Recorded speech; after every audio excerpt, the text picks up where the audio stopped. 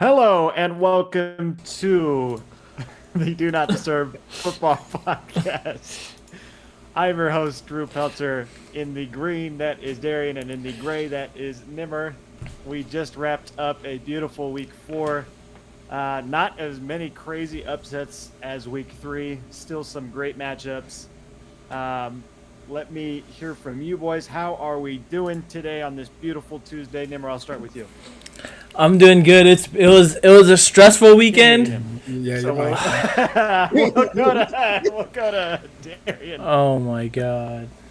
Oh, we are doing pretty good. Had a had a really good weekend. Spent some time with Sam's parents. They came down. Uh, we were going to do some stuff on the house, but ended up not doing any because just the situation that we have in our nursery is a little bit bigger than a project than we thought. So we're super excited to get word from some of his contractors to see if they can come out, check out the room, and see if they can get some the project done for us. So kind of tit for tat. Sucks that we're gonna have to have a bigger project than we initially assumed, but also having that in the network to get it done pretty quickly and efficiently instead of my ass doing some DIY and ruining my shit even more. But no, it was a pretty good weekend. Awesome. Nim, can we hear you now? I hope so. Can you hear me? No. Nope. I don't know. It looks like everything's going So on. I So will go into what's going my on? weekend. If anyone that's listening is looking for a good Halloween movie, me and Sammy just watched a good one that I didn't know about at all. It's called Death Becomes Her. Have you seen this, Darian? No. What I saw you put it in some of the notes and I was like, I have to look at this movie because Yeah. we love watching scary movies, especially during this time. Can you hear me now? So I'm hearing that my mic sounds soft, Nim. My mic is on full blast, All so I'm right. not sure How's why that is. this? Can you hear me now? But God damn it. the audience hears you. We just can't hear you, Nim. Oh. So I Okay. don't know what that is. Yeah, that's interesting. At least they can hear me. But anyway, Death Becomes Her. This is a movie that Sammy suggested. She kind of gave me 3 Halloween type movies. This was her birthday weekend, so she was like, pick one. And we ended up going with. Oh, I hear Nim now. Yes, He's I got it. I loud figured and it clear. out. Deep breath. There's just so many apps, and there's just so many things connected to everything. It's like one mess up, and it's just everything. So. I think you need to turn your volume just a tad down. From what I hear, they can hear Okay. your fan and a bunch of different things going on. All right. It's okay though. We're getting there. We're getting there. We got sound. That's all that matters. Yeah, you do. You sound great though. All right, perfect. Um, But yeah, no, my weekend was really good. We ended up going to Jack Hooker's baby shower. So I ended oh up yeah, going out there, which was really, really cool. Baby shower was so beautiful. It was in a nice little park. Had amazing food and just nice to see them. Devin and Ricky went, so it was nice to see them and Ricky's kids. I don't think I saw them in like a couple years, so it was cool. It was cool to see them. And then on my way drive back, I was well, actually last night I was sweating both of my 2 of my fantasy leagues because I had DK and Amon Ra in our league, and I was down by like 30 points, and so I just needed 15, and I ended up pulling out the win with that Amon Ra touchdown. And then in my other league, I won by like 2 points. that last DK catch, like in garbage time or whatever, that's what won me the game. So it was a good fantasy weekend, and it was a good weekend overall. I hate to do this, Nim, but I'm hearing that you sound a little soft now. It's all right. Just trying to find the sweet spot. All right, Oh, is this better? Should I repeat? Am I good? I think you sound good. I think we're fine. Just leave it. If you're blowing out people's eardrums, take the headphones out, listening to us on the phone. Uh,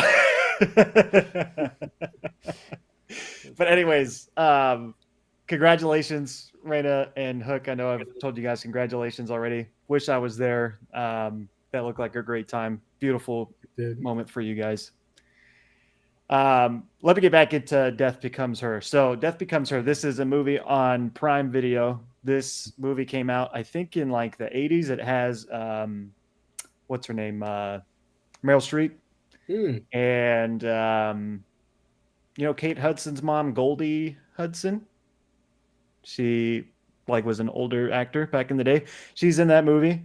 And Bruce Willis is in that movie, and he was hilarious. He is so funny in that movie. It was such a good movie. I was completely taken back by how good it was because, to be honest with you, I was like, I don't know how good this movie is going to be because I didn't pick it. And that's kind of where my mind goes. And as soon as Bruce Willis started, Goldie Hawn, that's her name. Goldie Hawn. My wife is sending me all these texts at one time, but anyways, Bruce Willis was like just fantastic in that movie. Super funny. So I definitely recommend it. Watch Death Becomes Her. It's on Prime Video. Man, there's this part. It's hard to explain this movie, but so Bruce Willis, he is dating Goldie Hawn, right? Mhm. And she has this best friend, Meryl Streep, that always steals her man, like always. Mhm. So they go to this event together. They run into each other, and Bruce Willis is like immediately in love with Meryl Streep. And she's like, "You're not going to leave me, are you?" And he's like, "Baby, I'd never leave you." Cut scene, they're at the wedding, and he's now marrying Meryl Streep. And it's so funny.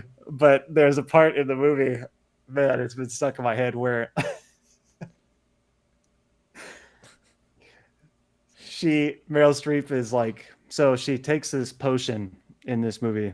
It's like this magic potion to like make you stop aging. And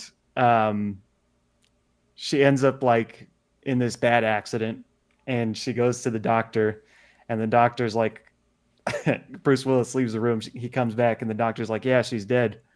And he's like, No, that can't be. She can't die. And they're like, "No, we put her in the morgue." And he's like, "The morgue?" He's like, "She'll be furious." And it's so funny. It was such a funny movie.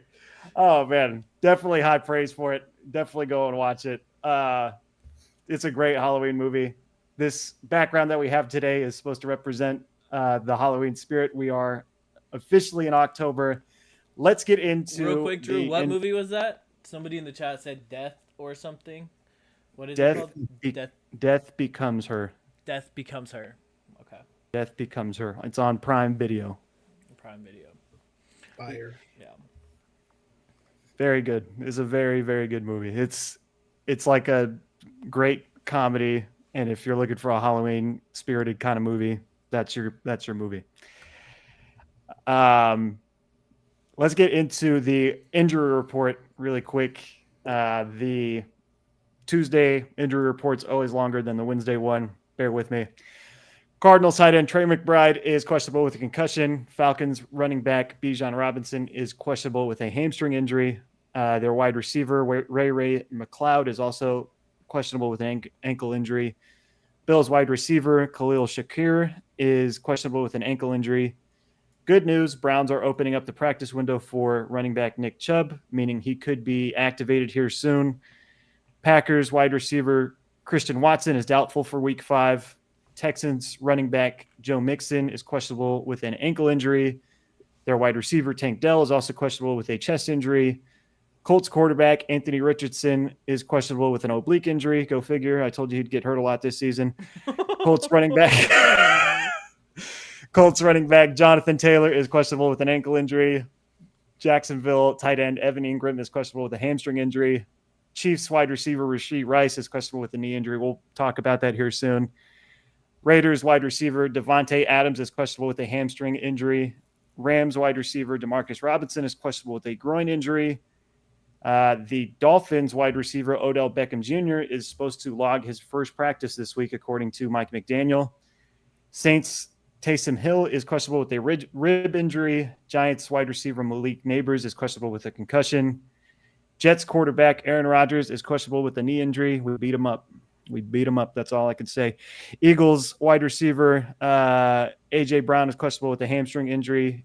Eagles wide receiver Devontae Smith is also questionable with a concussion. Alex linebacker. Steelers linebacker Alex Highsmith is out for week 5, expected to return week 6. Steelers running back Jalen Warren is questionable week 5.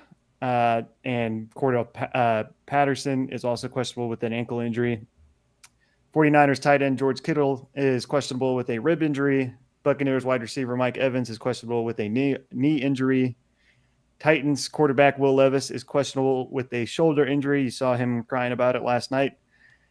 Washington RB running back Austin Eckler is questionable with a concussion. So that's all the injuries that I saw. Could be more. There's a long list. The injury report won't be as long tomorrow. Do you guys have any reactions to any of those injuries? No. Not especially. I mean, I think, AJ, I think I said it in one of the last episodes, they were going to keep him through the bye week. So I do expect him probably to be back week 6, just since he's had a full month off. So AJ Brown owners, he's coming back next week. Hallelujah. Put him back into that rotation. But other than that, I mean, I think Malik Neighbors is also questionable with the concussion, but he's got a good track to play. And I think when do they play next week? Is it? I'm not sure. Yeah, I saw some reports saying that he's got some good progress and should be due back this week. If not, probably next week. They play Sunday in the afternoon. Let's talk about week 4. So there was some really interesting matchups all weekend long. My favorite, Broncos stunned the Jets. A little bit of a revenge game for the Broncos. I am shocked they won that game. Jets offense looks terrible. Steelers lose to the Colts. That was a game we all had wrong. Very interesting game. Commanders. Yeah, you were right. Commanders stomp on the Cardinals. I think it was 42-14. Yeah. Jeez. Ravens handle the Bills, and then Chiefs win in the Chargers game, but Rashee Rice goes down with a knee injury. No clarity on the severity on the injury right now. Were there any other games that you guys want to talk about? What was your reaction to week 4? Nimmer, I'll start with you. It was just, I have no reaction. It was just it's just good to have football. Nice. I kind of told you guys there was going to be a lot more offense this week. I think that the offenses are starting to get a little bit more into rhythm, and the defenses, whether it be because of injury or just the offenses are clicking, and so it's harder for the offense or for the defense to kind of react, especially with all the defensive penalties that are going on. But we'll talk about that a little later.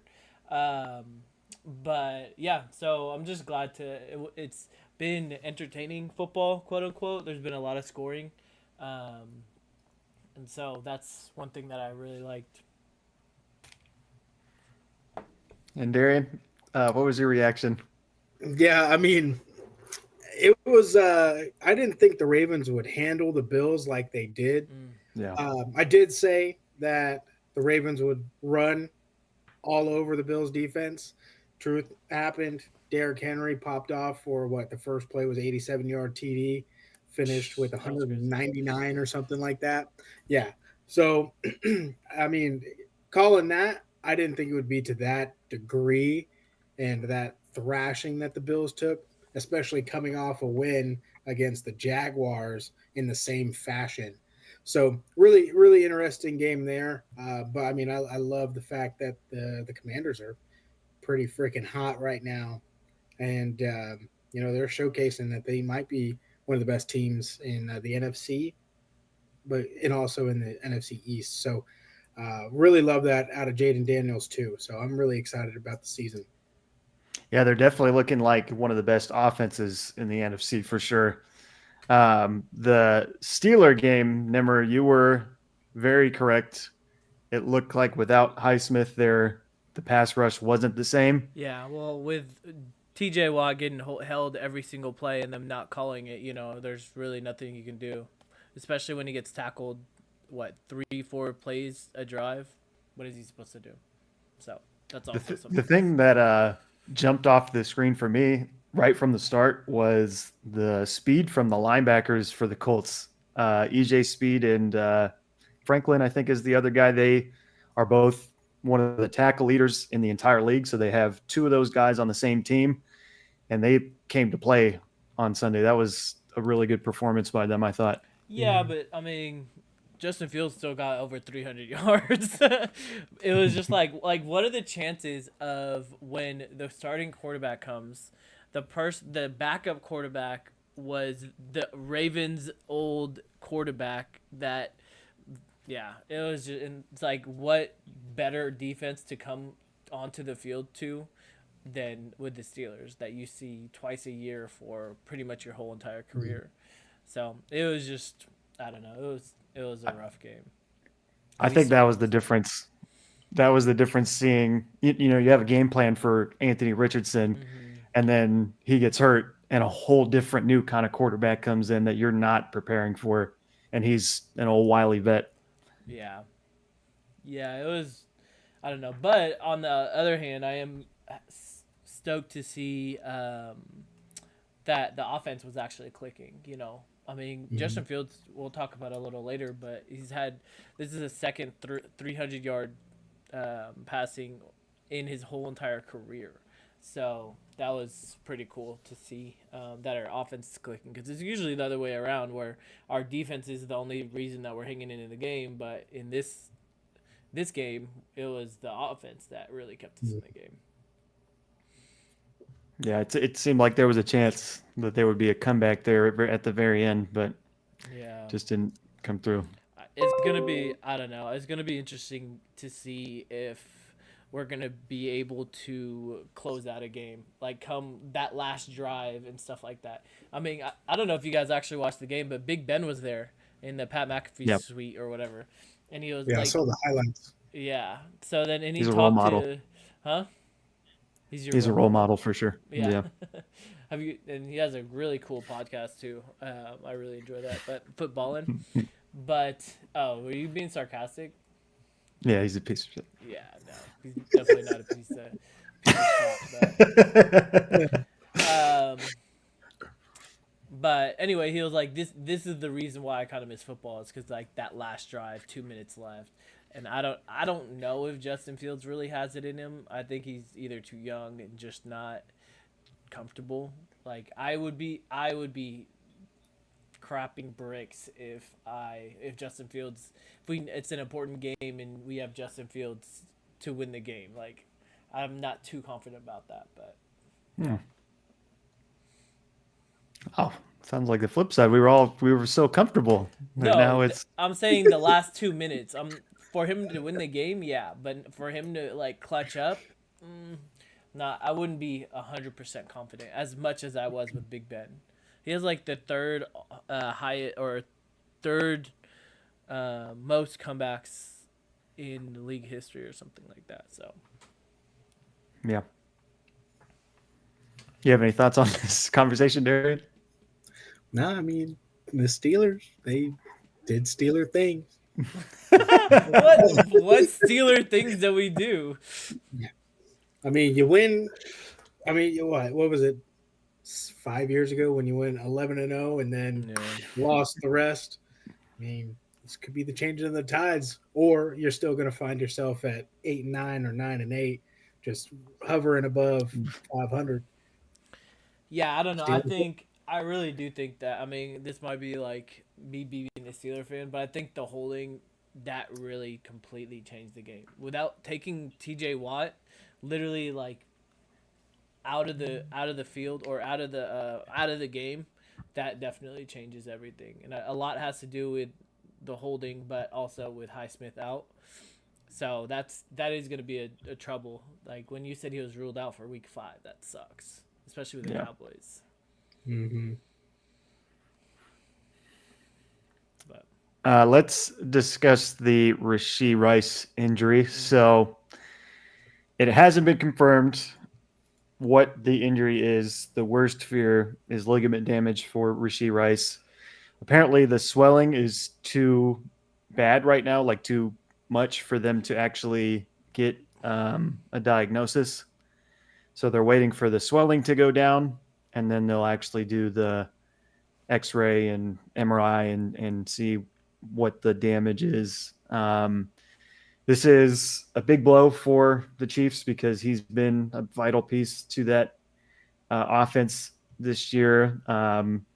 What do you guys think this does for the offense? Does this open up more targets for Travis Kelce? Do all the Travis Kelce owners now get to have a little more fun in fantasy? You already have that injury with Pacheco, so it's going to be looking a lot different here. Darian, I'll start with you. Yeah, I mean, we're looking like what was it, the 2020 Chiefs, where they had Kareem Hunt at running back and Kelce being your mainstay receiver. I mean, I think we're back to that. Kelsey's going to get the targets. He showed out, balled out once Rashee Rice went out. It does really suck because, I mean, just watching Rashee Rice, I didn't expect him to have this kind of season, but he was exploding, and it hurts. Like, just seeing that, even getting hurt from your own QB who's trying to make a play, try to stop the defenders from recovering the football. But, man, it sucks seeing how much it hyperextended too. You pray that nothing big happened and that he's back out there. I sure hope he does because he's been exciting to watch. Even though, like, I hate the Chiefs, but he makes it exciting to watch him, especially with just how explosive he is, how he's leading.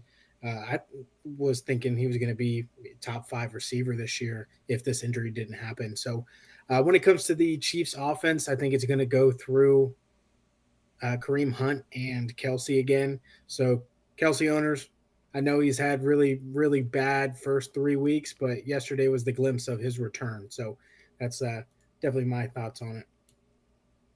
Nimmer, what are your thoughts?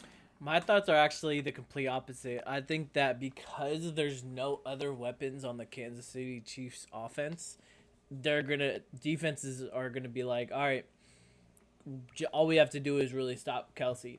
Even if Kareem Hunt beats us, we're okay with that. But we cannot let Travis Kelce beat us. We're gonna put two people on him. We'll have a safety overshadow him. We'll have a corner on him, a linebacker on him at all times, and just have the other Xavier Worthy beat us, Kareem Hunt beat us, other players besides the Chiefs. Juju breakout season. Let Juju beat us. If Juju beats us, then we deserve this loss. That's, I'm sure, what the defensive coordinators are going through.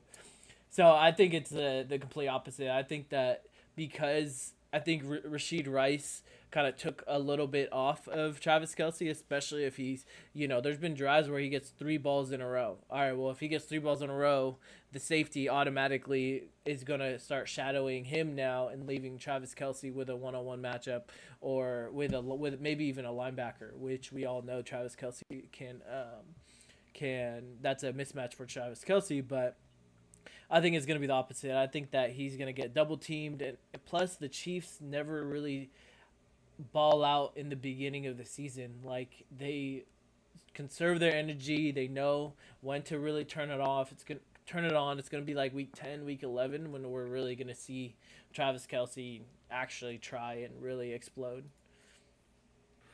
Yeah, with the amount of injuries that they're facing now, with Pacheco gone, hopefully, I think the expected return is week 7, could be longer than that. Mm-hmm. Hollywood Brown being out for the entire season. I don't want to wish this on the guy, but to me, Rashee is going to miss a substantial amount of time with this injury. So you're now looking at Travis Kelce, Kareem Hunt, maybe Carson Steele. He honestly hasn't been that impressive to me. Xavier Worthy and Juju and Noah Gray, I guess.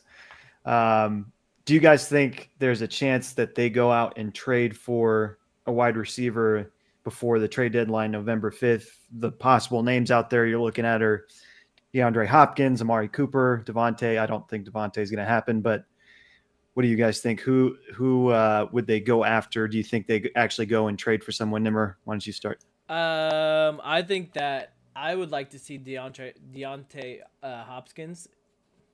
DeAndre Hopkins. It's okay. Reel it back.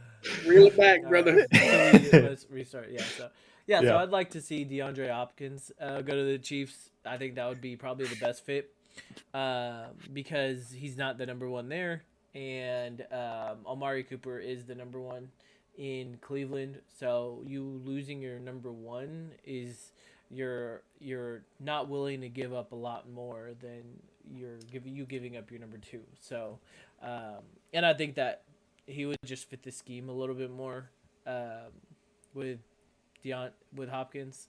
So I would like to see Deon Hopkins. I'd like to see Hopkins. D Hop. Yeah, D Hop. D-Hop, baby. Never or Darian, what do you think? I saw something, just an analysis of why Amari Cooper could be a good fit, especially with how the Browns handled the signing of Jerry Jeudy.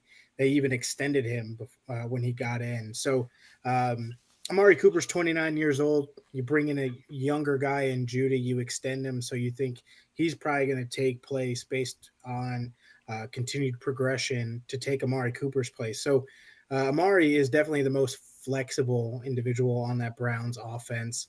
Cut some cap fat off essentially in trading him elsewhere. And I think it could be a good fit for the Chiefs, just based on that analysis and how the Browns could shift Jerry Jeudy into wide receiver one, with then Elijah Moore being wide receiver two, and perhaps pursuing somebody in the draft with the capital they get from trading Cooper. So it pretty good thought there.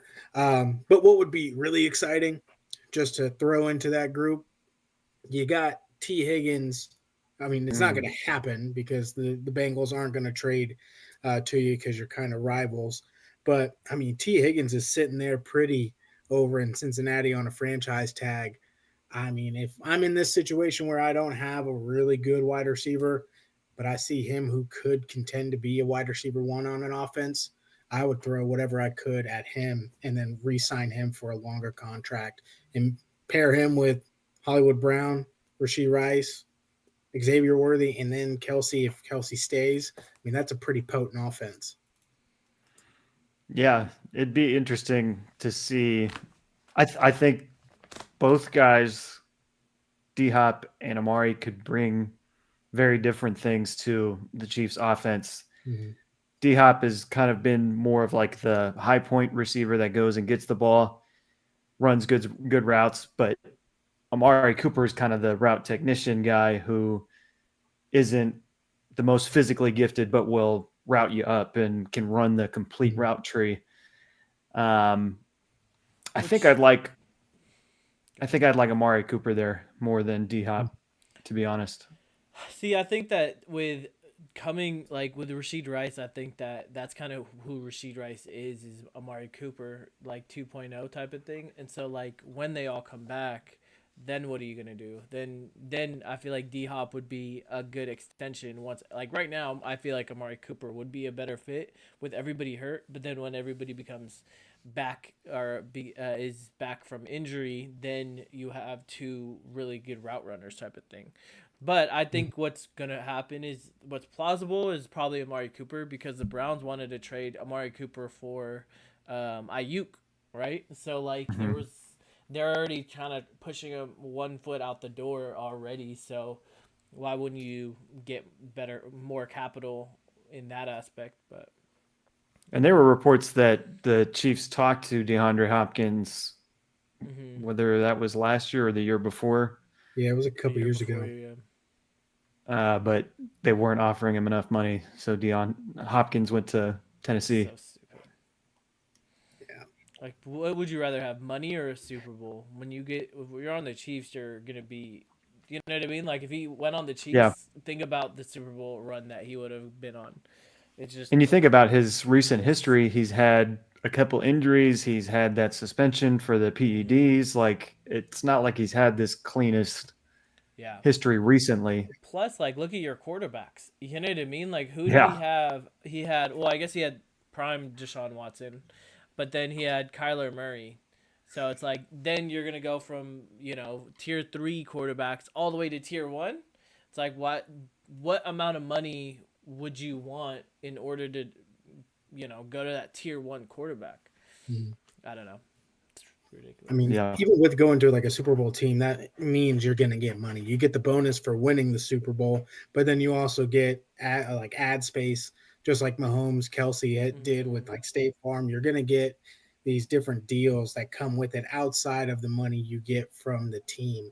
Um, so like in sponsorships, like I think that's would have been the better poise to go to a Super Bowl contending team where you're guaranteed, yeah, perhaps maybe a little less money, but you're going to see it in sponsorships and other like different spaces. So I think it was definitely a dumb move a couple years ago when he was like, "Oh, they're not offering me enough," and then goes to the Titans where he has Will Levis. Ryan Yeah. Tannehill. Was he on the? Oh no, he wasn't on the team with Ryan Tannehill, right? I don't even know who was there when he first started. I think it might have been. Malik? Yeah, Yeah, might have been Malik. I think Yeah. it was. It's crazy. Yeah.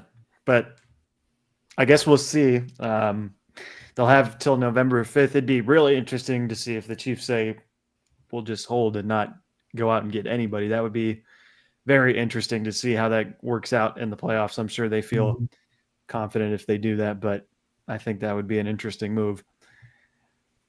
Let's talk about probably the biggest story of today, the Davante Adams story. So there was a post last night from someone that worked at Sports Illustrated on Instagram that said, don't be surprised if Davante Adams has already played his last snap for the Raiders. Head coach Antonio Pierce liked that post. There was, I think it was 2 weeks ago, where they asked Antonio Pierce about the performance of the game, and he had this comment where he said, there's some guys that made business decisions today and will be making business decisions going forward as a team. People were starting to kind of point the finger at Davante Adams, and then all this happened, and now it's really looking like it's Davante Adams that he was alluding to. I'll tell you straight up, I am a fan of Antonio Pierce. I think this is a mistake by liking that picture.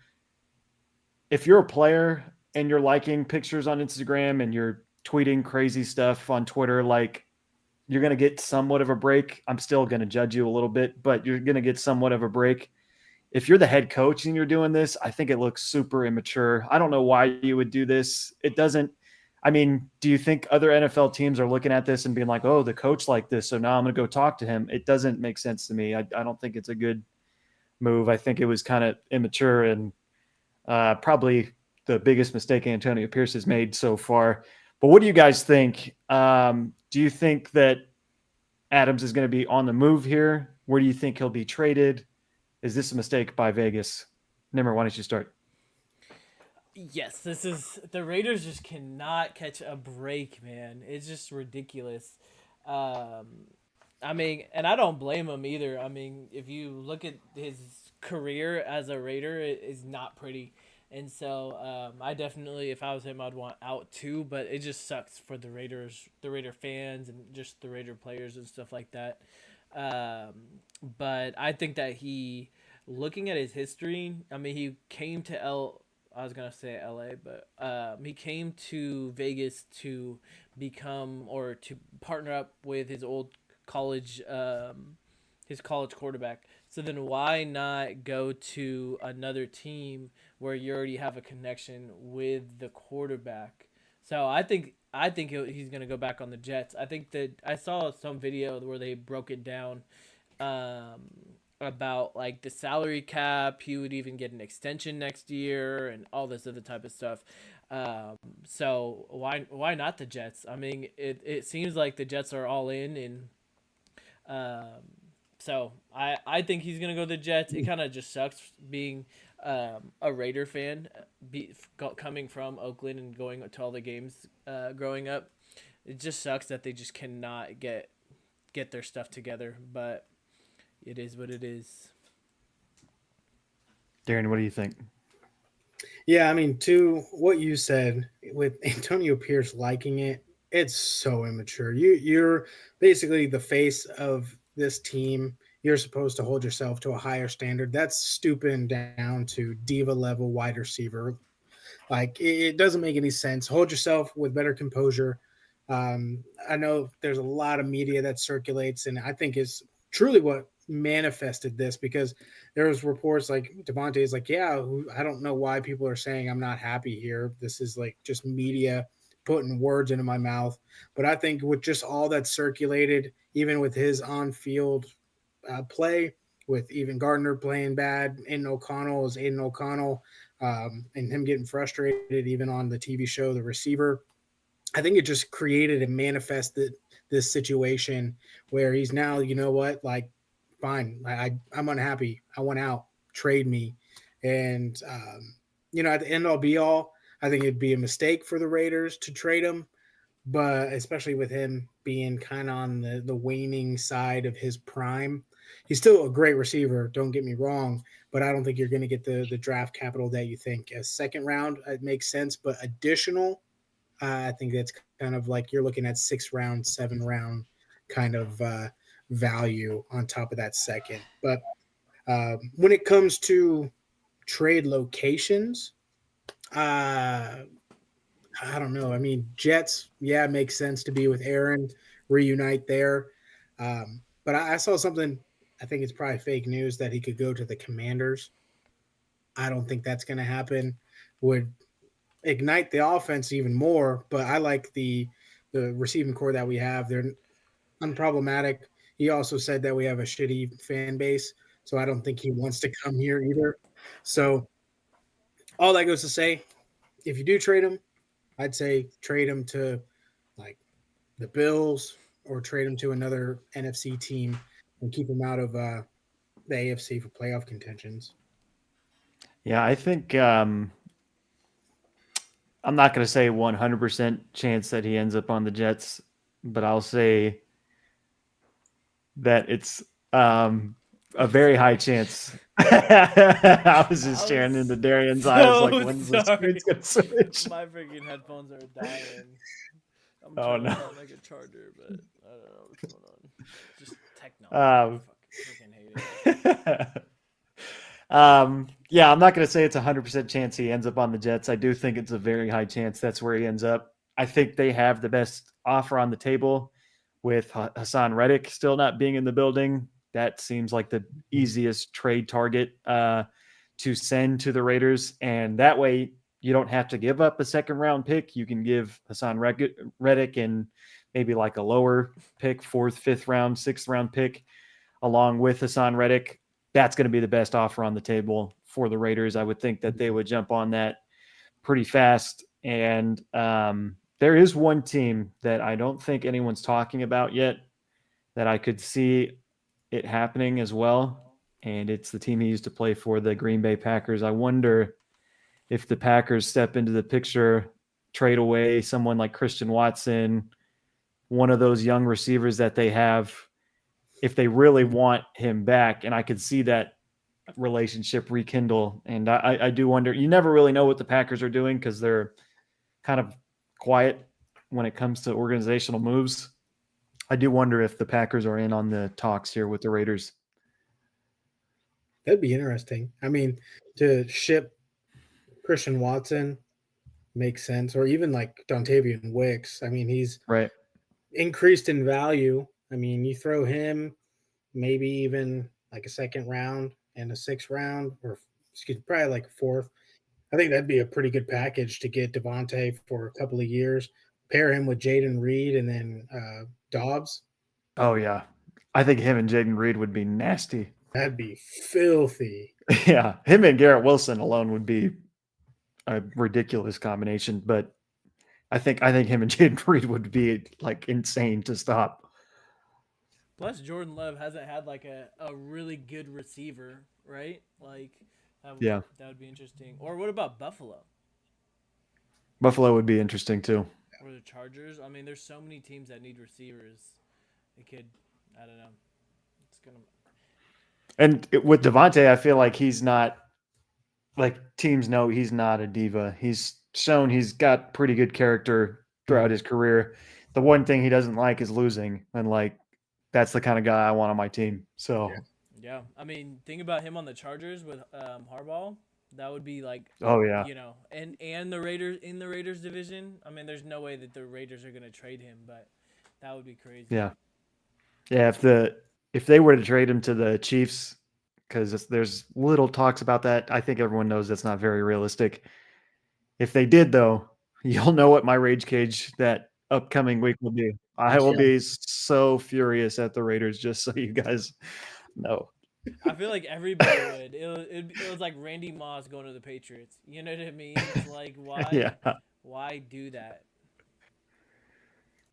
But I think this is a mistake by the Raiders. You don't have guys come in like Devontae Adams every day. I mean, you've paid him all this money for a reason. It makes no sense to me that you want to get rid of him, and it seems like him and Antonio Pierce aren't really getting along anymore, and it's just kind of crazy. Do you think going to fantasy? Do you think that people should start trading for Devontae Adams because of the trade rumor? Or I mean, Hook's gonna hold on to him like for dear life, so there's no way any of us can trade for him. Even though Darian, what a trade, man! It's the battle of two shitty trades. Like I trade AJ Brown, or I trade Devontae and Stevenson for AJ Brown. Immediately, AJ Brown on and then Devontae and Stevenson that week pop off, and then Stevenson next week 0.3 points. Devontae only like 10, and then he's out for 2 weeks, and Stevenson put up like 6. So I'm happy that it's evening out. Finally. I mean, they still have outscored AJ Brown since you've had it. So. I have suffered. I've been oppressed. Hey, but at least you got your first win, though. Exactly. I'm in the win column. For everyone watching, he beat my ass, and it is stressful times. It is very stressful times. I'm just hoping not to get last at this point, fellas. Let's move on to the Tom Brady and Baker Mayfield story. So I'm not sure how much this was talked about in the mainstream media. I did hear some people talk about it, but I wanted to talk about it because I thought it was a pretty interesting story. I'll give you the full quotes. So on the Casa de Club podcast, which I've never heard of, Baker, if you want to come on this show, help us out as well, that'd be nice. He said on the Casa de Club podcast that the building was a little bit different when Tom was there. Obviously, playing wise, Tom is different. He had everyone dialed in, high-strung environment. So I think everyone was pretty stressed out. They wanted me to come in, be myself, bring the joy back to football for guys who weren't having as much fun. So Brady then goes on and commentates this weekend's game immediately after Baker saying that. And he said, I thought stressful was not having Super Bowl rings. There was a mindset of a champion that I took to work every day. This wasn't daycare. If I wanted to have fun, I would go to Disneyland with my kids. There's an approach to play this game. There's a high expectation for us. We have to make sure we go out there and deliver. After he said all that, the other commentator was like kind of taken back when he said that. And he said, is there anything you want to add? And he said, no apologies after that. And then he goes on and interviews Baker right after the game like nothing happened. Like that was never said, which I thought was really interesting. Let me get your guys' reactions to this. Darian, what is your reaction? I mean, you got to pick your words a little bit better. I understand what Baker was trying to say, but yeah, execution was an F there, pal. Yeah, I mean, Brady is notorious for wanting excellence. He wants to come into a system. He has a winning mentality. He showcased it with Super Bowl rings and being a part of a dynasty. Yeah, he's going to come into that locker room and expect everyone else to be on the same page as him and be on that same level of excellence. Yeah, you're going to be stressed the hell out, but you want to follow in his footsteps because he's considered the greatest of all time. If you want to match that, you suck it up, you play to that man's ability and play to his standards. So yeah, to come in and say like, oh, I'm supposed to come bring the fun and like fun back into the game. I mean, it's always been fun. Winning is fun, but it takes a lot to succeed. So I think the wording was wrong on Baker's side, but I mean, Brady lays it out just clean as day, and he hasn't been reserved in how he's viewed the QBs in this league. He said there's about 3 good QBs and a lot of complacency with mediocrity in this league. So he called out every QB in this league long before Baker said what he said. So he doesn't hold the QBs in this league to a high regard. I mean, especially when he played against Ben, Peyton, Flacco, you could argue, but he saw some great QBs back in the day. Rivers. Breeze, yeah.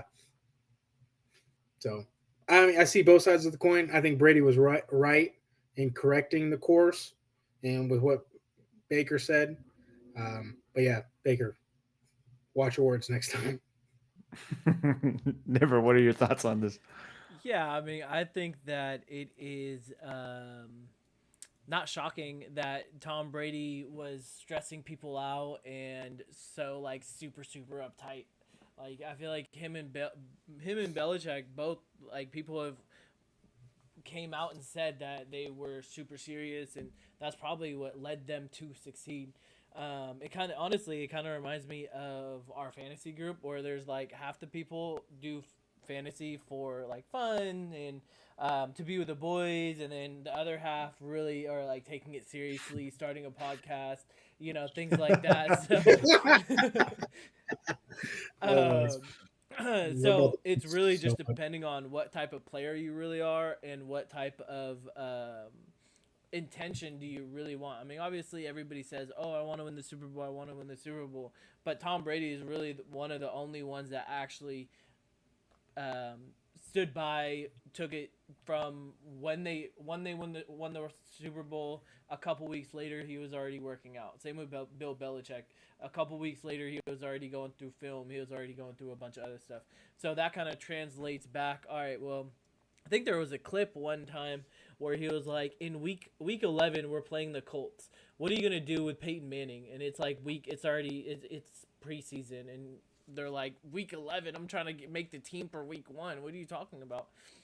So I think that I'm not really surprised on what Mayfield said. I'm surprised that Tom retaliated the way that he did on national TV while commentating. That was what my big surprise was. But I think they are you Tom Brady then, Nim? Yeah. Oh yeah. No, I'm more like Big Ben. Definitely not like Tom Brady. But yeah. So that's No comment. Huh? No comment. I could say so much, but I'm just not going to. I'm Big Ben on the field, okay? Not off the field. Okay, there we go. Good. I was gonna say, just ask the ladies.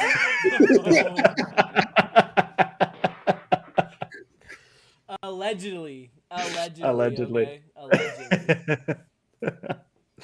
I thought the most interesting part was that he interviewed Baker after all that, and it was like nothing even happened.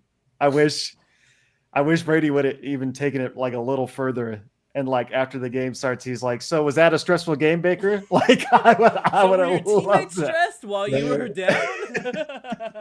Looked like you had a lot of fun out there, Baker. Yeah. Exactly. Like that's what he should have done. I loved it though. There's been a lot of negative talk about Brady's commentating so far. Mm-hmm. That was definitely the highlight so far. So good for Brady. Let's go to our next subject. This is in honor of the 1st of October. Our beautiful Halloween background is back. We're going to talk about the scariest players in the league. So this could be whatever you think scary is. The scariest matchup for someone, whether someone's like physically scary or you're just worried to play them for whatever reason. Darian, why don't you give me your scariest player in the league? I mean, there's only one man out there that is actually terrifying. This man's build is insane. He's 6'4", 272 pounds. His name is Myles Garrett. This man has been a freak in nature since coming out of college. I mean, I watch videos of how athletic he is too. He can dunk. I mean, just that behemoth of a man being able to touch and dunk on a 10-foot rim, crazy. But if I have to line up against him, especially in division, every freaking year, and he beats the shit out of me, like that man's terrifying. I mean, let's put it into perspective. This dude has 92 and a half sacks in his career, 314 combined tackles. And when he was doing his NFL combine, he benched 225 33 times. And he's got 3-foot long arms. That's a lot of distance. That's a lot of distance. Like, I don't know what the math is, but that man's was covering miles doing them bench press reps. That's a freak of nature right there. And he is the most terrifying man, I got to say, the most scary man in the NFL. Nimmer, who do you got? Yeah, I'm sorry, Darian. That's a load of crap. He's definitely not he's not even the most fearsome player in his position. But I have one on offense and I have one on defense. So I'll start with defense. The fact that TJ Watt, imagine TJ Watt coming at you full speed, and then all of a sudden you just see the veins just popping out of his head and just flexing. That man is the scariest person ever, especially how he can completely take over a game. Myles Garrett hasn't done crap this whole entire season. So the fact that he can just completely take over a game. I mean, he honestly reminds me of Lawrence Taylor, like how completely LT, right? No. What's his name? Yeah. It's bold. It's very bold, but think about that's the last person that I really can think of as a D end that coming off the edge that really can completely take over a game.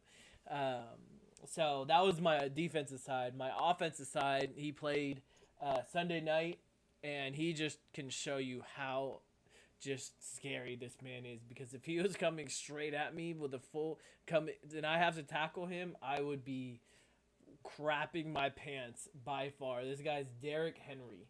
The fact that he can outrun DBs and in the open field and run you over and just completely stiff arm you, that's a scary man right there. So I went a completely different route. You guys are talking about physical attributes. I am going to go with someone that might be surprising to the fans because I've been kind of criticizing the Chiefs all year. But Patrick Mahomes, that is my scariest player. I think just because of the wins that he has, he's coming off of 2 back-to-back Super Bowls that he won. He is 13-12 all time in situations when he's trailing by 10 points. That's the best in NFL history, better than Brady, better than anybody else ever. He has had 77 wins in his first 100 games, which is insane.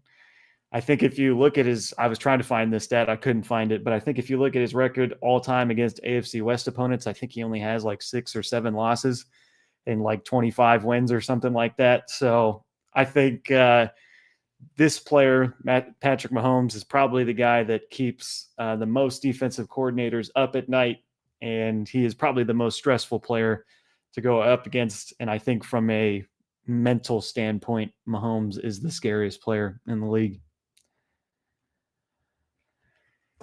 But I hope you guys enjoyed that. You guys don't agree?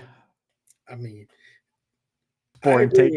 I agree with Nimmer, Derrick Henry. And this kind of a messed up joke, but that man in Alabama was scary because of his teeth. Go and look at those pictures, bro. I'm glad he got a paycheck and he fixed those shits because man, that was scary. That would I have don't. been the scariest time. I don't even remember his teeth back then. Go ahead and look at that. Look it That's up right now. crazy. That's crazy. Someone gets veneers and like you just completely forget that they had snaggle teeth. Mhm. But let's get to our hot take Tuesday. So this was something I came up with right before the show started. I kind of had forgot about it. Um, let's hear your guys's first. Nimmer, I'll start with you. What is your hot take for this Tuesday?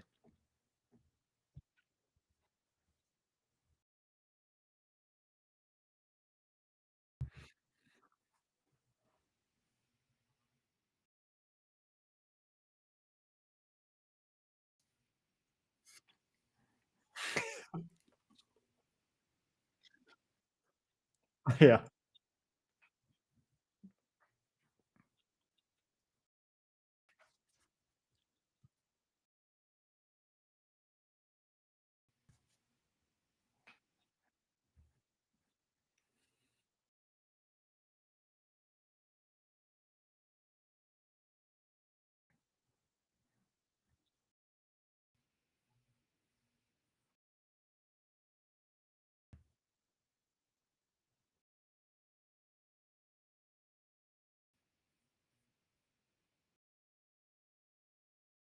One and three.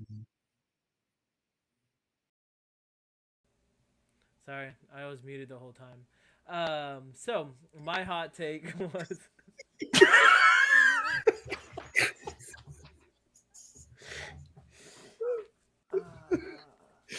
No one's watching anymore, Nim. Don't worry about it. oh my god. Because I don't have my headphones died, and so I've been playing it through off my monitor, and then when you guys talk, it's an echo. You can hear the echo, I think. So that's why I've been muting it, and I just completely got sidetracked with my hot take. Um, Was it just muted for the hot take, or is that muted for like no, the it was past? muted just for the hot take. Okay, well that's I good. hope. That's good. I Get hope like that 20 was- minutes of just silence. It's so funny when that happens because you guys are like, Yeah, we're just like nodding the whole time. nothing's coming out of the audio. I've gotten so many questions about that. They're like, "Can you hear him when that's happening?" And I'm like, "No, I'm just looking like a crazy person." Oh man, who put me in charge of this thing? No, so let me go. I'll go on the big screen too. So my hot take is, and I'm like 50% on how I really believe this, but my hot take is the Kansas City Chiefs are gonna go undefeated. I think that with the refs in the league backing them up, that's gonna help them, number one. But in all seriousness, I think that if when you have arguably the best quarterback in the league not playing up to par, now he's really gonna have to step up, and he knows it. So I think that they will do well. Plus, I think Andy Reid's just gonna pull something out of his butt and really just win games, whether it be by 1 or 2 points through against like the Raiders or like Broncos or any other crappy teams, or whether it be by like 10 points against a really good team. So that's my hot take. By the way, Nim, I don't think we're live on TikTok right now. I don't think we have been. Mm-mm. No, it says I'm live. Oh, really? Yeah. Okay. All it says, yeah, we've been live for an hour. Okay. People have been. We have 1 like so far. Nice. Nice. Nice. Oh, maybe because okay, never mind. Darian, what is your hot take this Tuesday? Yeah, this one, I think I said it a couple months ago when I was breaking down the NFC East and who's won. Each year it's been somebody different. It was the Eagles, Cowboys, flip flop for a while. Um, Giants haven't won it since 2011, and they're sure damn not going to win it this year. But my hot take, and this might be me being a delusional Commanders fan, and it's growing. I haven't seen a team start off this good in a while, but I think it's this year that the Commanders win the NFC East. So that's my hot take. We're taking it. Dallas looks like shit. Eagles look bad. Giants are the Giants. It's our year, baby. It's our year. I can see that happening. They look good. I mean, it's been really impressive. I mean, that was my surprise team of the year, but I thought I was talking about them too much, so I went with Seattle for the NFC. I wish I would have just stuck with my guns and said Washington, because I really did believe they were going to be a pretty good team this year. It's been surprising that they're winning with the defense that's kind of been going on. So bad, but just the offense doesn't seem to matter really. No. So my hot take: the Houston Texans have been the most overrated team in the league this year, and I think if you thought about how they were going to do before the year, we all were thinking this was going to be the second team in the AFC. We thought this was going to be a team that was going to be blowing the doors off of people. That has not been happening. Week 1, they barely beat the Colts 29-27. Week 2, they beat the Bears 19-13. Week 3, they got embarrassed by the Vikings 34-7. And this past week, they barely beat the Jaguars. And the Jaguars have been terrible. So I think Texans have the title of the most overrated team in the NFL this year. We'll see if that continues. Maybe something sparks and they turn it on and go on a hot streak. But as of right now, and it's not like they have a bad record, but the way they're beating teams is just not as impressive as we were all thinking it was going to be. So I will crown them as the most overrated team as of right now. That might change. My hot take, because I didn't really like it that much. I think that my hot take is the Vikings are going to win their division. That's more plausible than the Chiefs going undefeated. That's a good one. So the Vikings are going to win their division. I can't wait for them to play the Lions. Yeah. I mean, honestly, the Lions really don't. I mean, they barely beat Seattle. Like, putting 30 points up against like their defenses. That's what's really keeping Vikings in contention is their defense. You know, especially if they're going against the Niners, Brock Purdy and the Niners, and then C.J. Stroud and the Texans. Even though you said they're overrated, but they're still a top 10 team. So I don't know. I might have the Vikings on that. Yeah. I think it'll be a fun matchup to watch. Yeah. Let's go to break. We will see you guys in 2 minutes.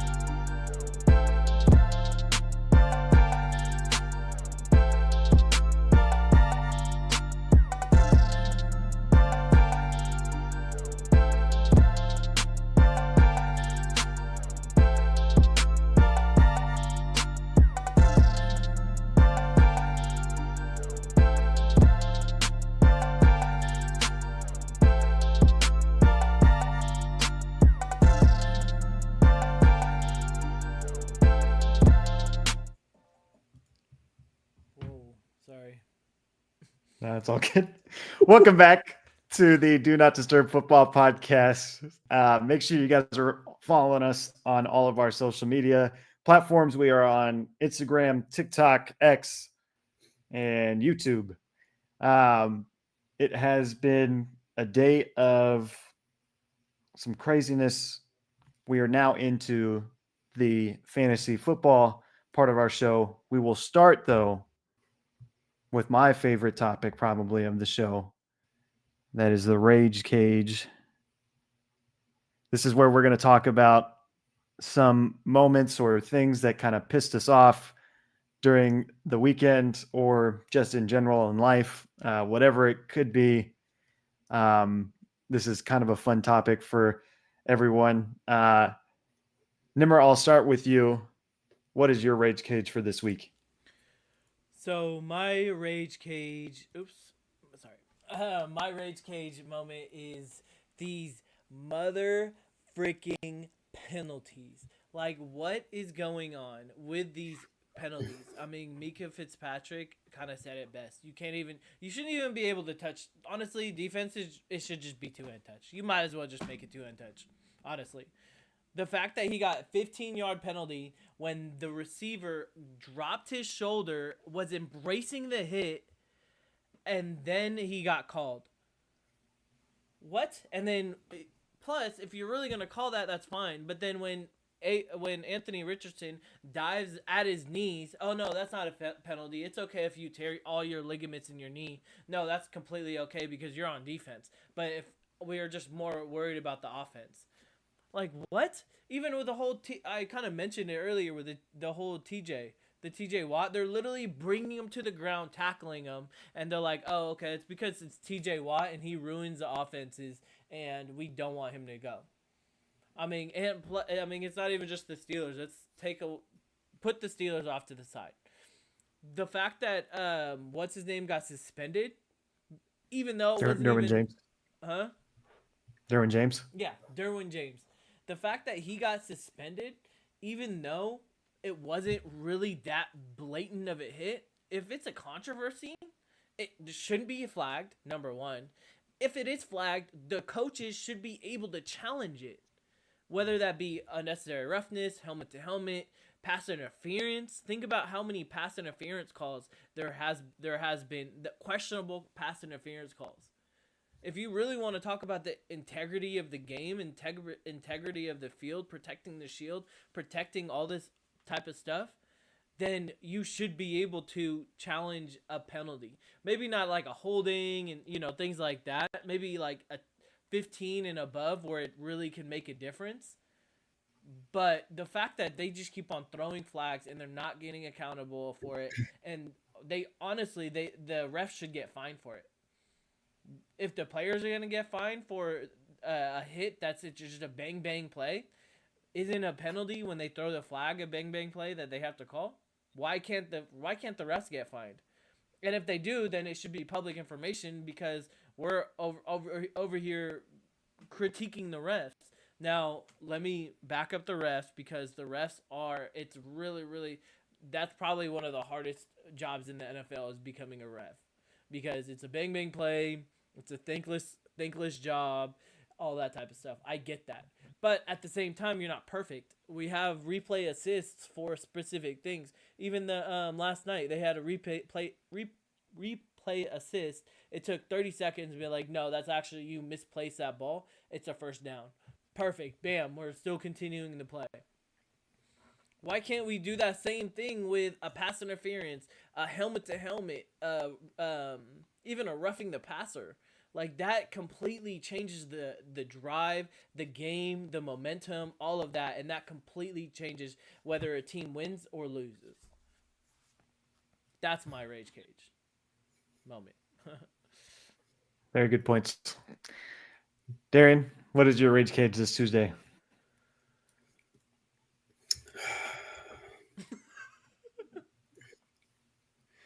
I'm not going to be as exuberant as Nimmer there.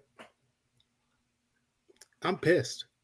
And I'm pissed at an entire organization. I'm pissed at an owner that has created this culture in his fan base. We're talking about the Carolina Panthers.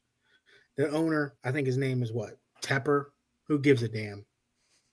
This man, 2 years ago, he throws a drink on an opposing fan right outside the presser, yelling at him.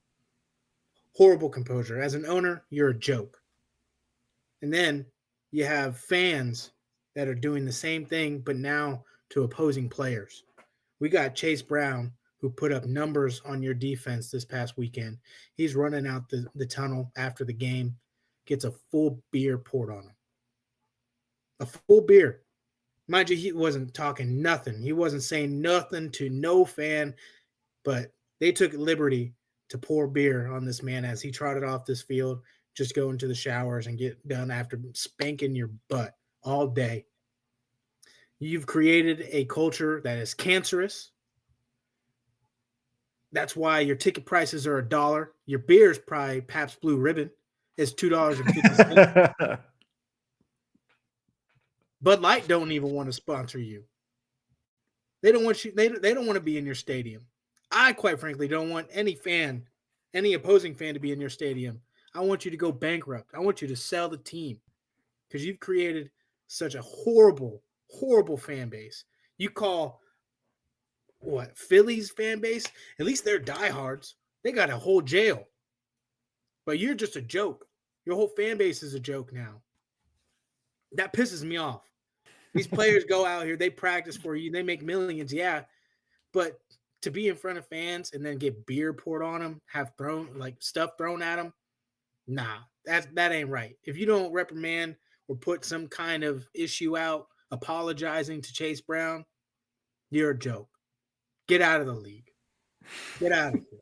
Didn't I'm that tired. happen last year with Amon Ra? Wasn't that on The Receivers or something like that? The Receiver TV Yes. show? Yeah. I'm tired of that. Man, Darren, we need you here for every Rage Cage. That was great. Hey, this is true feelings, baby. I hate that. The one flaw that you did say, though, all these drinks at stadiums are costing us like $18. If you get that souvenir cup, that's like a $30 drink. Nah, that's just how the joke of a Carolina Panthers are. It's Yeah. $2.50. Market value. Okay, Wusa. Now it's my Rage Cage. This one is a little random. I absolutely hate the screenplay. I hate it. I hate it so much. And I think it's probably because I'm a Broncos fan and we run it probably 10 times a game.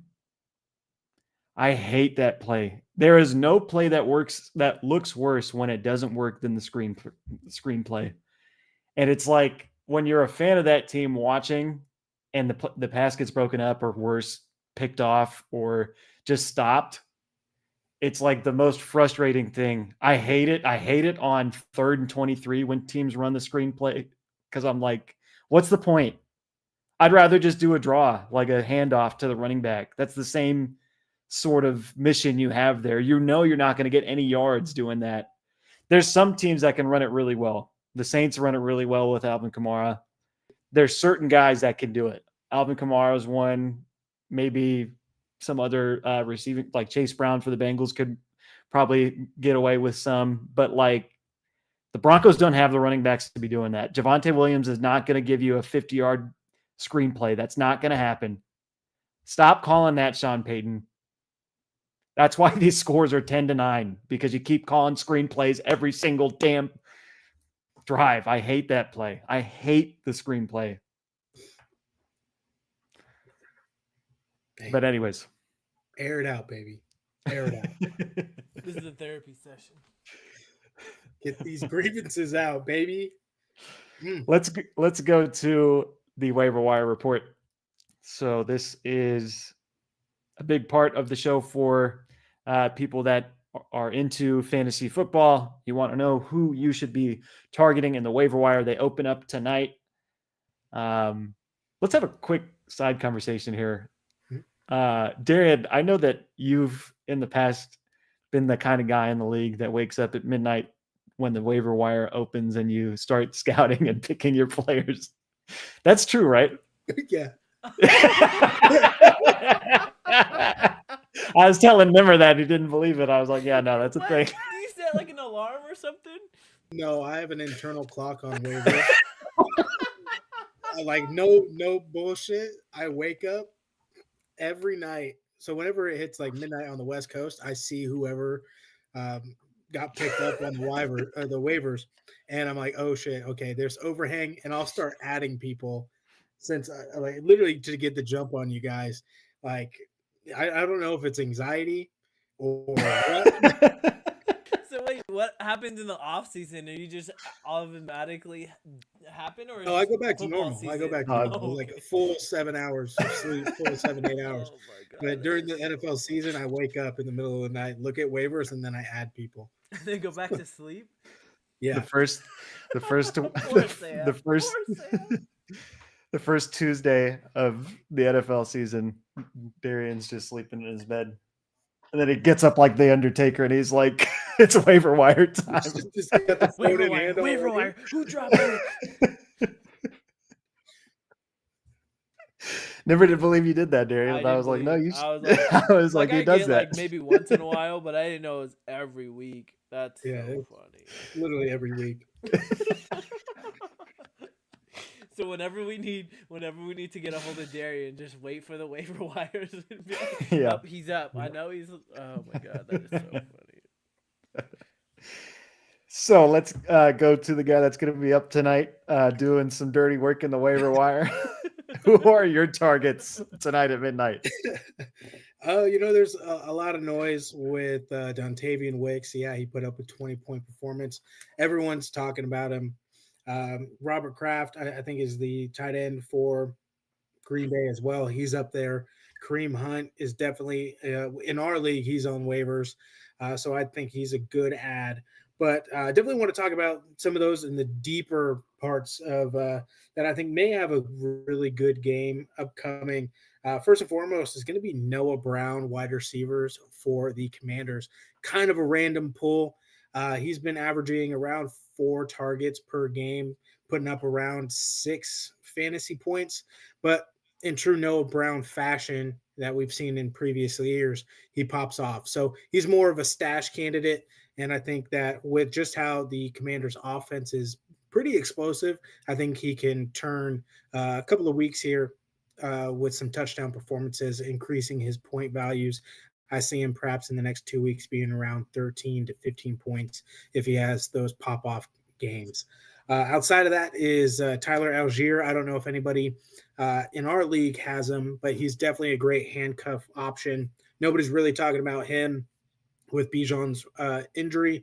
I mean, this dude put up 1,000 yards in his rookie campaign for that Atlanta offense, and I think he can do the same kind of workload as Bijan can. He may not be as the explosive piece that people think Bijan is, but he definitely can fit in the role. So I definitely would handcuff him this week.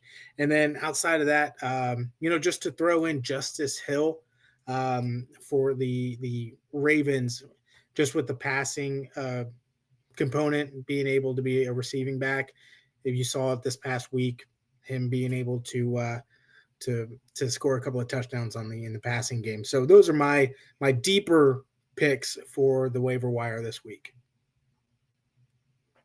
Remember, who do you got in the waiver wire this week? Who do you want to add to your team? So I really like this player.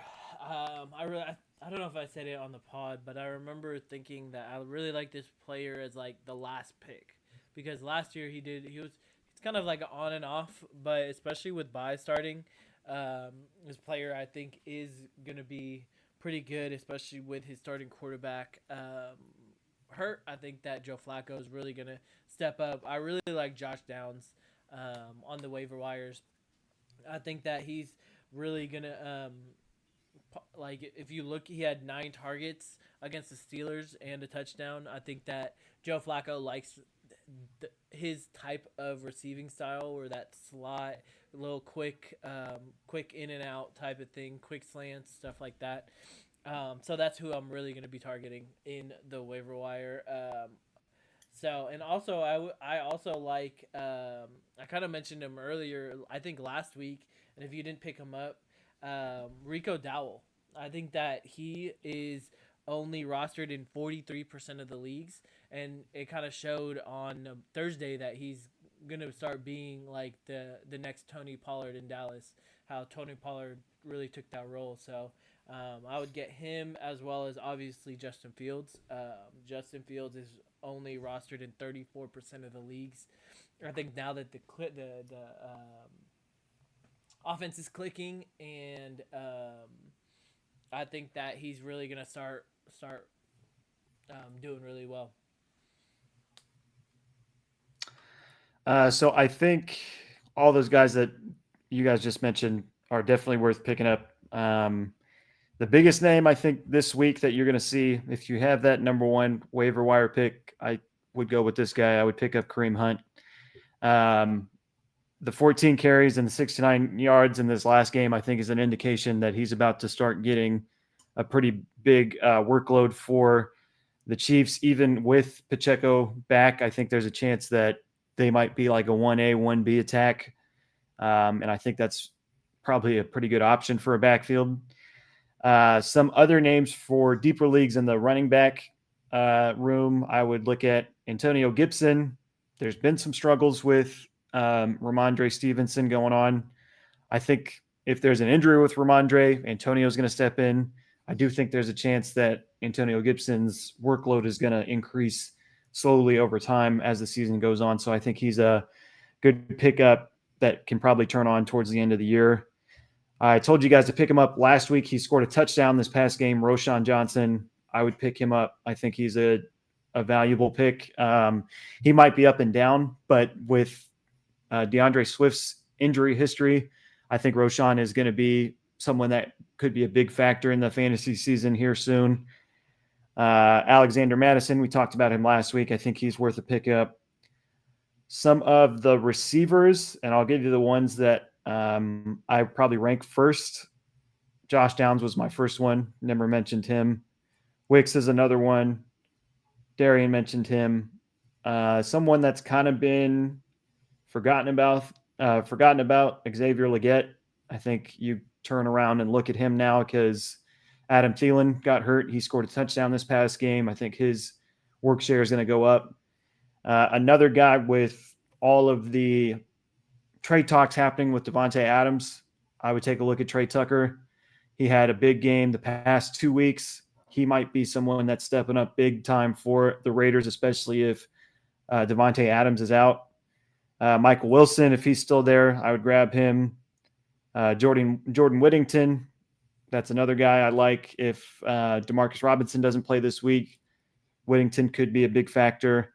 And for tight ends, a guy that got 9 targets this past week, 6 receptions, 53 yards, and a touchdown, Tucker Kraft for the Green Bay Packers. He might be someone you want to pick up if you have a need for a tight end. I would take a look at him.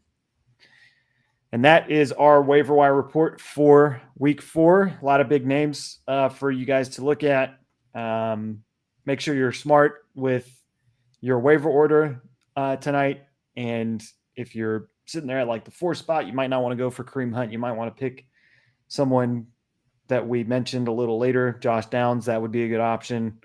Some of the other names that we mentioned, if you're later in the rounds, I would think Legette could be a good pickup there. So I have a question. So let's say I am waiver order 8 out of 10.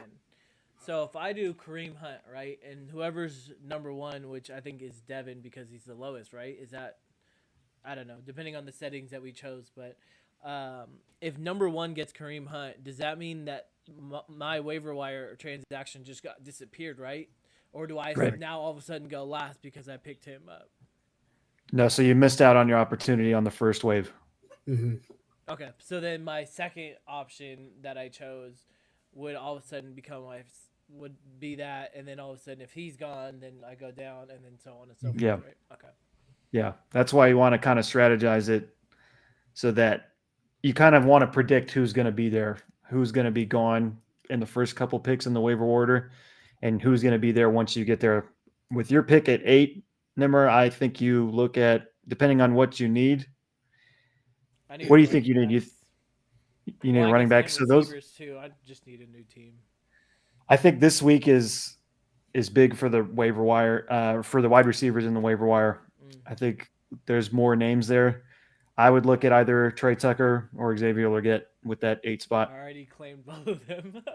Yeah, while who are you? while we were on the Who are you pod. picking up at the 3 spot, Drew? You're in front of me. Austin's first. He's How can not you picking tell? anybody. I'm looking at the waiver order. Yeah, Where's that at? it's in the app. You can see it. Let me see who's. Let's see who the waiver order is. Oh, waiver It's order. Austin, Dumb. Nick, you, then me, Carlos, Ricky, Dev, Nim, Kaysen, and Hooker. Oh, so, So it's I have based off ranking, I think. Okay. Mhm. I have Kareem Hunt as my first pick, but I'm thinking either Quaz or Austin's going to take him. So I guess I'll probably be looking at. I need a running back. That's the problem, and there's not too many guys there outside of Kareem Hunt. You got Javante Williams, baby. Yeah, I might just have to go Javante. I guess I mean, you that got sucks. Justice. Justice Hill's there. Yeah, Here. And Gibson. Gibson was on your list. yeah, Johnson. that's true. It's gonna be one of those guys. Yeah, I don't want to give too much away because maybe some guys are listening. So Yeah, you already I know. don't think like, that Quaz and them will Austin listen. are really going to be listening. So I don't think it'll be That's good. true. Quaz is listening, I think. Really? Hey, what's up, Quasi? Well, he will listen at least. But Yeah, I really want Kareem Hunt, but that's probably not going to be possible. yeah, that's who I wanted first. But Can we I don't talk know what the about fuck- Kaysen with the waiver wire like pickup of the year with Mason? I Yeah, don't that even was call that great. even a waiver. He did that as soon as they dropped the I mean, he got him off waiver. Stanford roster. He already had Mason, so he did this before the leaks. Like, He does that every year. yeah, He always picks up McCaffrey's running back or the backup, Backup. which is smart. Which is a very smart tactic. It didn't work out last year, but it is paying off this year. Crazy. Let's go into the fantasy MVP review. So I'll let you guys talk. You can. The cool thing about the ESPN app now is you can kind of see the top 5 scorers in that recap that they do every week, which is cool. Whose performance did you guys like the most, Darren? I'll start with you. I mean, it's kind of a tie between Derrick Henry putting up 30 points in back to back weeks, I think. So that's huge. But I also liked Kenneth Walker's performance, putting up 30. He had 3 touchdowns as well. Great usage.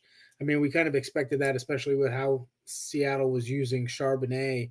Charbonnet was, getting a good, healthy workload, getting the goal line touches. So I really love both performances from both of those dominant running backs, putting up damn near 30 points. So I think Devin had Walker on his bench, which happy days for you, Nimmer. So Bro, that game is just unbelievable. I swear. I had both me and Devin's benches outscored both of our starters. Like both of us didn't start the right people. It was insane. We were at the baby shower just like, "Oh my god, my bench." And then I look over and I'm like, "Oh my god, your bench." And we're just like, it was crazy.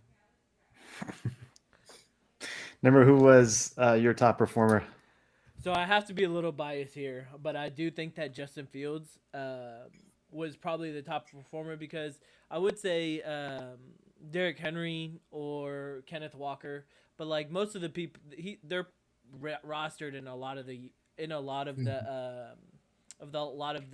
the leagues, but Justin Fields is only rostered in 34 of the leagues.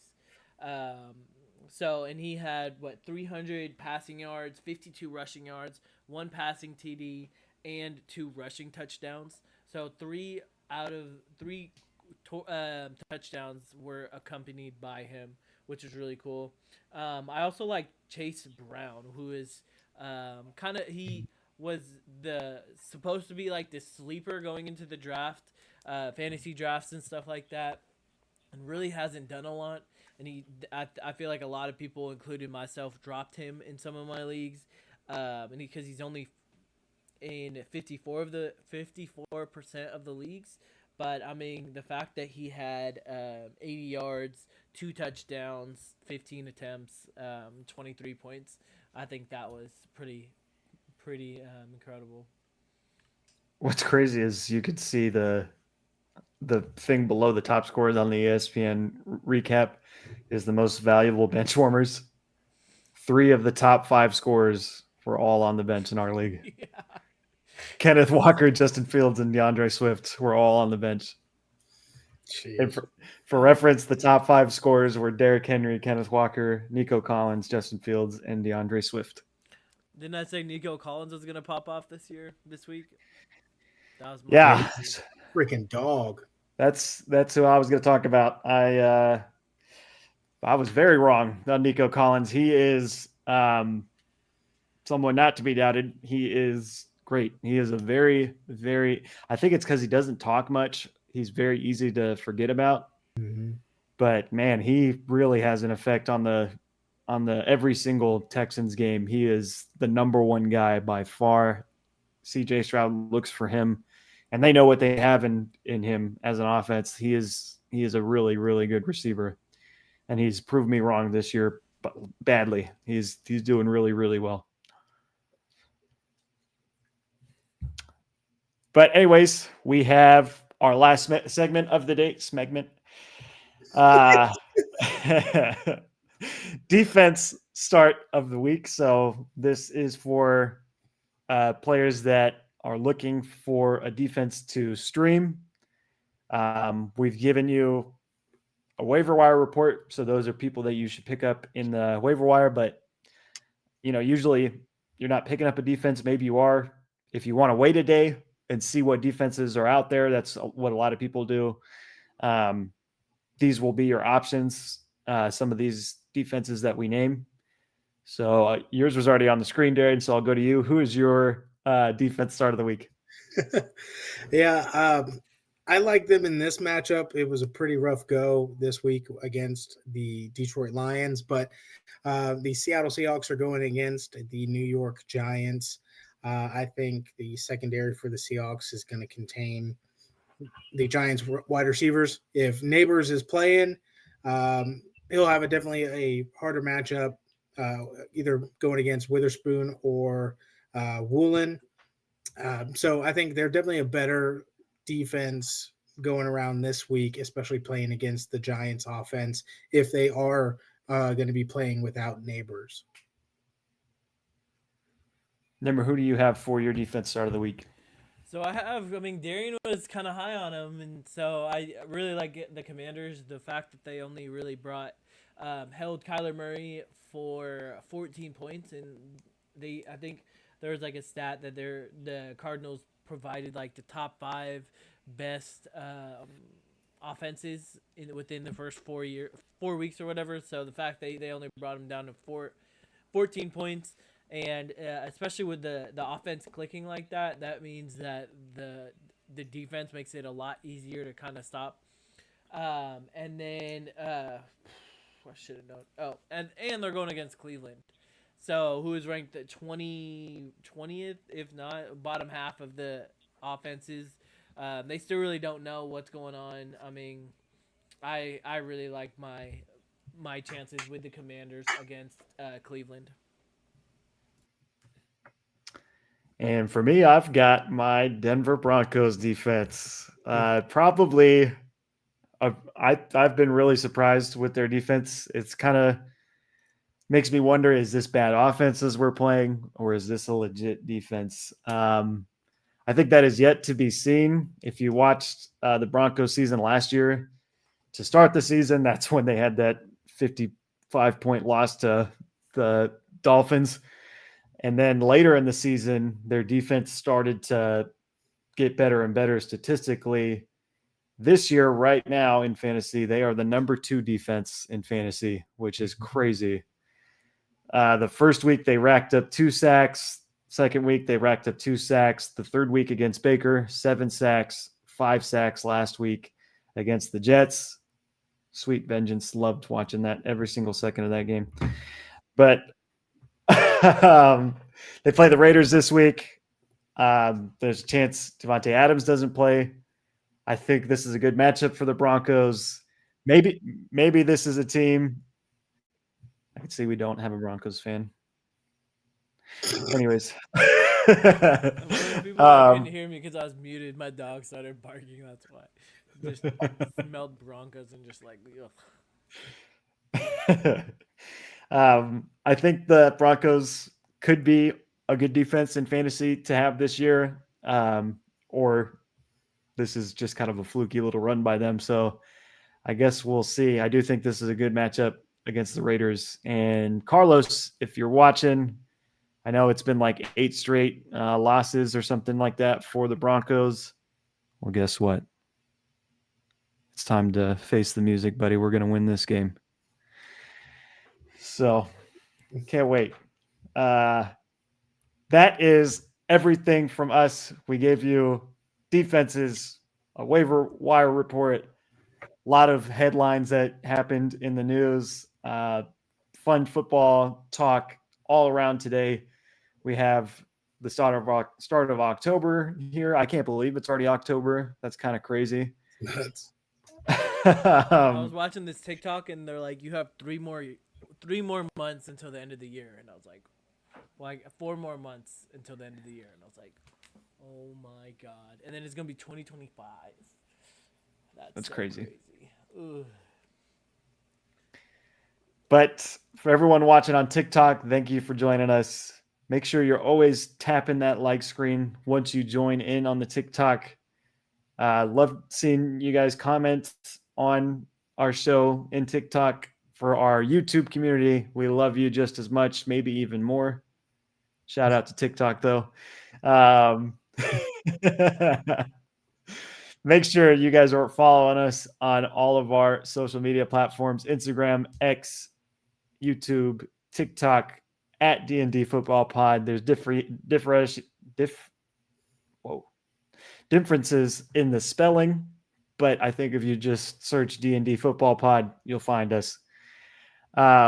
Any thoughts before we get out of here today, Darian? No, just a really fun episode to be with the boys. I know I've been out the past couple of Tuesdays, but was super excited and fizzed to make it for today. Looking forward till tomorrow. Nimmer, any thoughts? Nope, just happy Tuesday and happy October. Everybody be spooky. Now we're starting to decorate our house with our Halloween little shenanigans. So, you know, and all the pumpkin spice. I'm in love with pumpkin. Yeah. Did you know pumpkins are berries? What? Wait, what? Yeah, pumpkins are berries. But they're on vines, not fruit. On bushes. Aren't berries on fruit? Well, I guess so are strawberries. Yeah, pumpkins are a berry. Yeah, speaking of pumpkins, I just went to a pumpkin patch. Uh-huh. And man, that's always a great idea until you're carrying the pumpkin throughout the whole pumpkin patch. Bro, like 40 pounds, bro. Yeah. Bicep gets to ripping. I should put like the pumpkin that we got on the screen tomorrow or something. It's a pretty big pumpkin. And we go from the corn maze to the pumpkin patch, buy the pumpkin, and then we went to like the flower picking station. So I'm following Sammy around like sweaty pits, and I'm like trying to figure out how to hold the pumpkin. Like I have it like up on my shoulder, and then I'm carrying it like a big basketball, and then I'm carrying it like a football, and I'm like dropping it. I dropped it once. I put a crack in the bottom of it. I'm just laughing at this people walking by and they're like, they see Sammy and then he's like this trench Yeah. bald dude walking behind her. But I'm also like in the back, like fumbling around with it the whole time. I'm like trying to figure out how my to hold God. it. You got to get one of those Wagons. little carts, the wagons. Yeah. They provided wagons. The problem was at this pumpkin patch, you get the wagon and it's like this steep ass hill. And the wagon was like heavy. So I was like, man, screw the wagon. And then we got the pumpkin and I was like, man, I wish I had that wagon. So it was a struggle. It was nice though. They had like apple cider slushies. Ooh, Man, they were crisp. They were so good. that sounds good. A slushy version.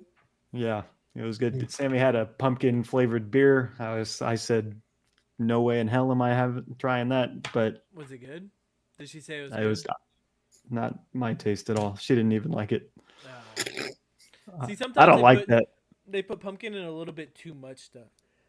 Like, Yeah, yeah, I'm trying to think of like that. I just don't like pumpkin my- beers now. I don't like my beer flavored. I just Ooh, don't. no. I like Ju- sours. just- Sours are so good. Yeah, I don't. I'm not up with the sours either. I just like I like the hop flavor. Just give me all the hops you can give me. No, you can keep the hops. Yeah. I love an IPA, a hazy IPA. Oh yeah. Smick. You love it. No, I'm more of a fruity type of person, so I mean, that's why I said pumpkins are berries. yeah, I didn't even think about that. I didn't even think what I would categorize that a pumpkin as being, but I guess that kind of makes it's like a hot dog being a sandwich. It kind of just makes sense. Yeah. I'll try to take a picture of that pumpkin that I got and maybe we could put it on the screen tomorrow. It's a Yeah. pretty big pumpkin. Yeah, I got a 3D printer, so I'm starting to like look online what I can like print. I'll show you some of the ghosts and the pumpkins that I've made. They're pretty cool. What's funny is I got a pumpkin in Arizona last year at a pumpkin patch and I set it out in front of my house and a javelina came along and ate it immediately. Do you have like That- a ring camera and like you watched it? It was like on the like back porch of my mom's house. I dropped it off at my mom's house. I was like, "Oh, you can get this pumpkin," and she sent me a picture of like all these pumpkin shards the next day. She was Oh like, my "Yeah, I was God. eating last night." That's crazy. My first Don't time have to I lived by myself and we had a pumpkin. Maybe it was in the house there, and I don't remember. But we got a pumpkin. We carved it and everything. Put it outside, and this was like maybe the beginning of October. And by like 2 weeks later, it was just melted and just glue. Dude, yeah, I remember that. Yeah, it was We had this soda. pool of liquid I remember that. by the front door, and Yeah. we were like, "What the fuck happened?" Like it hasn't even been Halloween yet. Like what the hell? It was ridiculous. So I think that was the last time I carved a pumpkin. I don't think I put a pumpkin out since then. Yeah, I'm not into the carving pumpkins. It's too frustrating. It's I feel like with kids it would be fun, but I feel like Yeah. as an adult you're just like, eh. I feel like I'll never be that guy that brings out the like carving tools and it's like, let's carve the exact shapes. Like that doesn't tickle my funny at all. Like it just sounds so boring. I like pumpkin anyways. seeds though. Raw pumpkin seeds are really cool. Oh They're yeah. really good. I love pumpkin seeds, pumpkin pie. We're almost there. We're almost at that time. mhm. I'm already eating pumpkin pie. Anyways, let's end the show tonight. Thank you guys for joining us. We are live now on YouTube and TikTok. Please come back, share it with your friends, follow us, subscribe, tell all your league mates about us. We will be back tomorrow. Have a good night. See you.